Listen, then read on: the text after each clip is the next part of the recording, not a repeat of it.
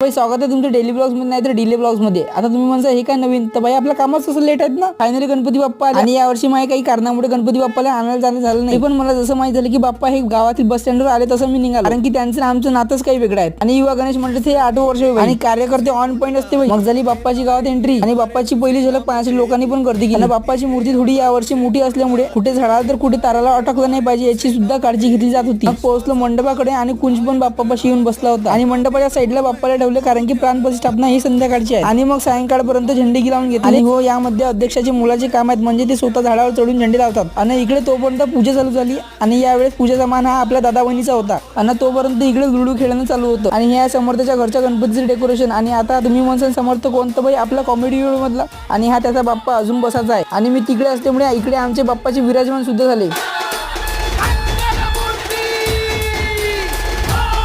आणि इकडे पोलीस आले। टेन्शन नका घेऊ, आपली